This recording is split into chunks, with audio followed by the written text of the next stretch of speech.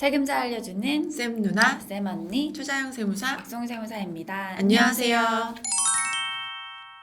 네, 벌써 올해도 2달밖에 남지 않았습니다. 네, 이렇게 2021년이 2달밖에 남지 않은 11월 초인 지금 여러분들이 꼭 챙기셔야 할 것들이 있어서 오늘은 그것들을 알아보도록 하겠습니다. 네, 바로 연말정산인데요. 연말정산은 보통 이제 연이 끝나고 다음에 1월에 보통 자료들이 조회돼서 회사에 제출을 하게 될 텐데요. 미리미리 준비해야 1월에 허둥대지 않고 자료를 낼 수가 있겠죠. 네, 저희가 지난 영상들에서 여러 번 소개시켜드린 적 있었는데요. 뭐 주소를 확인한다든지, 뭐 아니면 계약서를 확인한다든지 이런 것들이 필요할 텐데 올해부터는 연말정산 간소화 서비스가 좀 더 다양해져서 우리 근로자분들이 좀 많이 편해지실 거라고 하는데요. 그럼에도 불구하고 반드시 여러분들이 직접 챙기셔야 되는 것들이 무엇이 있는지 확인해 보도록 하겠습니다. 네, 연말정산 간소화 서비스에 바로 뜨지 않는 정보가 네. 이제 월세 정보예요. 네. 이 월세 세액공제 같은 경우는 국세청에서는 확인할 수 없는 정보이기 때문에 세액공제 받으시려면 여러분들이 직접 서류를 챙겨서 회사에 제출하셔야 되는데요. 그래서 어떤 경우들이 이 월세 세액공제를 받을 수 있는지 필요한 서류는 뭔지 확인해 보면 좋을 것 같아요. 네, 특히 월세를 부담하고 있다면 이 금액이 만만치 않잖아요. 네. 연말정산 때 반드시 요건을 챙기셔서 혜택을 받는 게 좋을 것 같거든요. 네. 그러면 월세 세액공제 조건을 하나하나 살펴볼게요. 자, 첫 번째로는 과세기간 종료일 현재 무주택 세대주여야 합니다. 네, 무주택이어야 된다라는 네. 거고요. 두 번째로는 총급여가 7천만 원 이하여야 됩니다. 네, 근로자인 분들의 경우에는 총급여라는 기준으로 7천만 원 이하가 있고 혹시나 종합소득세를 신고하시는 분들이라면 종합소득 금액이 6천만 원 이하여야 합니다.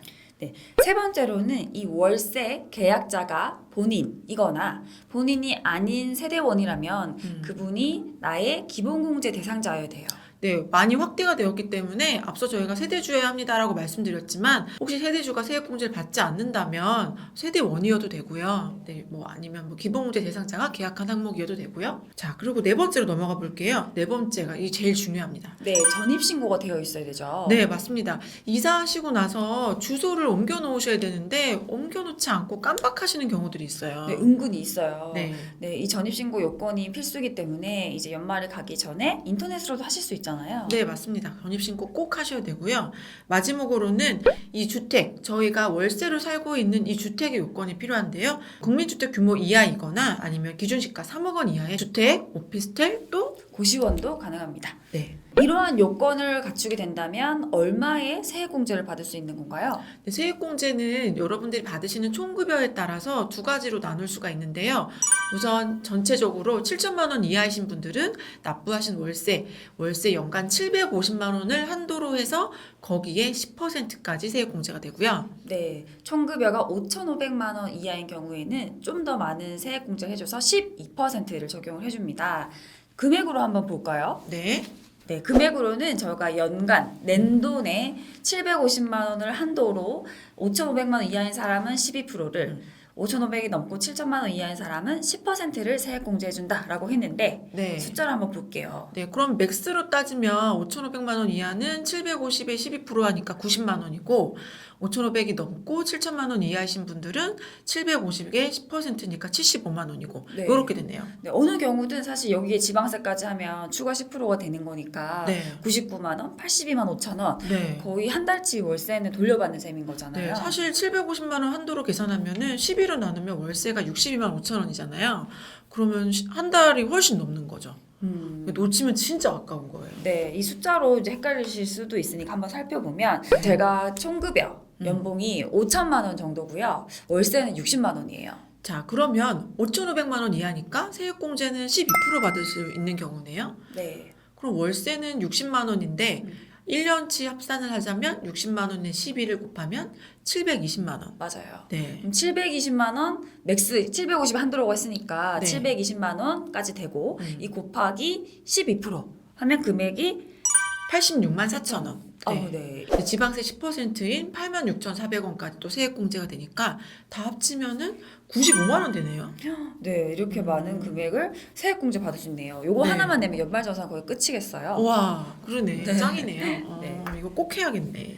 근데 만약에 똑같이 60만 원을 내는데 이분은 연봉이 5,500이 넘어요. 네. 6천만 원이다라고 가정을 해볼게요. 네. 6천만 원이면 아까 세액공제가 12%가 아니라 10%라고 했죠. 네. 그러면 월세 부담액이 1년 총 합치면 720, 음. 여기 곱하기 10% 하면 72만 원 받을 수 있는 거죠. 네, 지방세 7만 2천 원 포함하면 약 80만 원 정도 세액공제 효과가 있습니다. 네. 물론 이제 연봉에 따라서 10%, 12% 차이가 있긴 하지만 다 두 분 다 한 달 이상의 네. 세액공제 효과가 있었잖아요. 그러니까 진짜 중요한 내용이 될 수밖에 없겠네요. 네. 그러면 이제 궁금하실 내용들을 한번 정리를 해볼게요. 네. 만약에 이제 세금에서 이렇게 공제를 받으려면 사실 증빙을 내야 되잖아요. 그럼 그렇죠. 우리가 여러 번 말했던 증빙들은 뭐 세금계산서, 현금영수증, 신용카드 뭐 이런 걸 이야기했는데 그럼 월세 때도 이 신용카드나 현금영수증 내야 되는 건가요? 네, 이렇게 월세 세액공제 같은 경우에는 앞에서 말씀드렸던 뭐 신용카드, 세금계산서 이런 거 하나도 필요 없고요. 오히려 다른 것들을 챙기셔야 돼요. 네, 이 월세 계약서 그리고 등본, 아까 등본 주소와 일치해야 된다고 했으니까 그 등본 필요하고 그리고 계좌 이체로 보냈던 그 이체 내역 이렇게를 준비해서 회사에 제출을 하면 됩니다. 네, 연말정산 신청하실 때 이 서류를 제출하시면 저희 인사 담당자가 보고 아 월세 세액공제가 되는구나 이렇게 처리를 해주겠죠. 네. 그러면 이렇게 월세 세액공제를 받을 수도 있고 보니까 월세 소득공제 뭐 이렇게 항목도 말하는 것 같아요. 네네. 이 둘 다 받을 수 있는 걸까요? 다 받을 수 있으면 좋겠지만 그렇게는 안 되고요. 두 중에 하나를 선택하셔서 받으실 수 있습니다. 네, 그러면 일단 두 개 동시에 뭐 소득공제도 받으면서 세액공제도 신청하고 이렇게 두 개 다 월세를 같이 써먹을 수는 없다라고 하면 네, 그러면 이 둘 중에 하나로 유리한 걸로는 할 수 있는 건지 그렇죠. 아니면 뭐 무조건 세액공제만 받아야 되는 건지. 네, 아까 말씀드린 대로 이거는 본인이 유리하신 대로 선택하실 수가 있어요. 그러니까 여러분들 총급여 수준이 어떻게 되는지, 신용카드 소득공제가 얼마만큼 가고 있는지 그런 걸 고려하셔서 선택하시면 될 것 같은데요. 일반적으로는 아무래도 세액공제가 유리하겠죠. 그렇죠. 세액공제는 세금에서 빼주는 거거든요. 네. 그렇기 때문에 효과가 아주 크기 때문에 해당이 된다면 당연히 세액공제 받으셔야 됩니다. 네.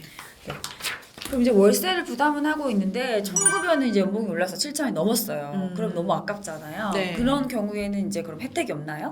네, 우선 7천만 원이 넘으시는 분들의 경우에는 안타깝지만 월세 세액공제는 받으실 수가 없어요. 그렇지만 현금 영수증을 이용한 소득공제를 받으실 수 있습니다.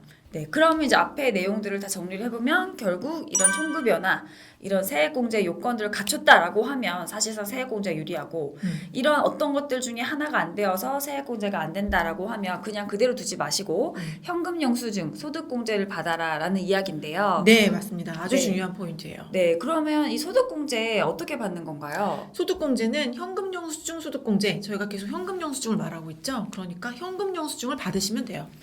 현금 영수증 그럼 어디 가서 받아야 돼요? 우리 임대인분들이 사업자라면 좀 편할 수 있는데 보통 임대인분들은 사업자도 아닌 경우들이 많고 또 이 현금 영수증 발급을 어려워하시는 분들이 많으셔서 아 그럼 나는 현금 영수증 못 받는데 그럼 못 해먹는 거냐 이렇게 걱정하실 텐데요. 이렇게 임차료에 관련된 현금 영수증은 임차인들이 스스로 신청해서 받으실 수 있습니다. 네, 직접 신청이 가능합니다. 홈택스에서 발급이 가능하고요. 네. 이 아래 순서대로 들어가시면 간단하게 신청을 하실 수 있어요. 홈택스, 상담 제보, 현금 영수증 민원 신고, 임차료 발급 신청 이렇게 누르시면 발급 받을 수 있고 이게 뭔가 집주인의 허락을 요하나요? 그렇지 않습니다. 여러분들이 임차료를 냈다는 증빙만 내시면 현금 영수증을 발급받으실 수 있어요. 근데 제가 살고 있는 집은 집주인이 뭐 주택임대사업자 이런 걸 등록했다고 뭐 임대차 계약서도 표준 뭐 이런 걸 쓰고 했는데 그러면 좀 다른가요? 네, 이렇게 사업자 등록을 하신 분이 임대인분이시라면 원래 그분이 현금 영수증 발급해 주실 수 있긴 하거든요. 네.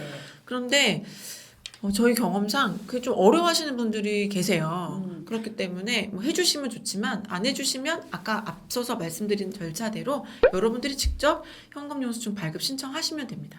네.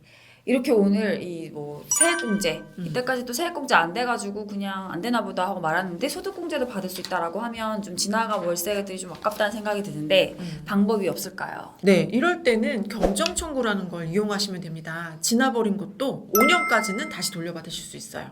네, 5년이면 그러면은 언제 월세부터 되는 걸까요? 지금으로부터 5년 전이면 2016년에 납부하셨던 월세부터 세액공제 받으실 수 있는 거죠. 네, 2016년 소득세 신고는 청구는 2017년 5월 31일까지 하게 되고 그럼 이제 경정 청구는 그 다음 날인 6월부터 할 수 있거든요. 네. 그 6월부터 5년간 가능하기 때문에 22년 5월까지는 16년의 소득세를 수정하거나 경정할 수 있는 거죠. 맞습니다. 네, 그러니까 혹시나 나 그때 월세 냈었는데 이러시는 분들 저희가 앞서서 말씀드렸던 요건들 있죠. 그 당시 무주택자여야 되고 전입신고 하셨어야 되고 계약서 이런 거 있어야 되고 이런 것들 네, 납부 내역 같은 거 다 확인해 보셔서 세액공제가 되신다고 하면 뒤늦게라도 경정 청구하시면 좋겠습니다. 네, 그럼 또 이제 들어봤더니 제가 월세는 내고 있는데 그래도 반전세거든요. 그렇죠. 뭐 요즘에 반전세 엄청 많잖아요. 네, 그 반전세 뭔가 이름이 전세 같은데 이것도 월세 세액공제 되는 건가요? 네, 반전세는 말만 반전세지 사실은 차임을 내고 계시는 거잖아요. 네. 그렇기 때문에 똑같이 요건에 해당하신다면 월세세액공제 받으실 수 있습니다. 그러면 제가 이제 회사를 1년 동안 쭉 같은 데 다니건 하지 않고 중간에 입사했거든요. 그럼 앞에 월세 낸 거는 어떻게 되는 건지. 그러니까 이게 월세세액공제는 근로한 기간 동안에 납부하신 월세에 대해서 세액공제를 해주는 거기 때문에 일을 하지 않으셨을 때 납부하셨던 월세는 세액공제가 안 돼요. 그러네요. 그럼 급여를 받은 기간 동안에 낸 월세만 된다라는 네. 거네요. 맞습니다. 네. 그리고 또 제가 이사를 해서 이제 원래는 전세를 살고 있었는데 이제 월세로 바뀌었거든요. 그러면 이제 전세에는 또 임차 차입금 원리금 상환액이라는 공제가 있잖아요. 네, 전세자금 대출 같은 거 받으시고 거기에서 납부하시는 이자나 뭐 원리금 상환하신 게 있으셨다면 또 소득공제를 받으실 수 있잖아요. 네, 그럼 여기 중복으로 되느냐 이런 질문도 있으실 것 같아요. 중복이 가능합니다. 네, 네, 아까처럼 이제 근로소득이 다 매년 있다라고 하면 거기에 맞는 내가 냈던 전세로서의 이자나 그 원리금은 소득공제를 받고 월세를 부담한 부분은 세액공제를 받고 이렇게 가능한 거죠. 네. 전세자금 대출에 관련된 임차차익금 원리금 상환 소득공제 같은 경우는 일반적으로 금융기관에서 대출을 받으시니까 간소화 서비스에 뜨거든요.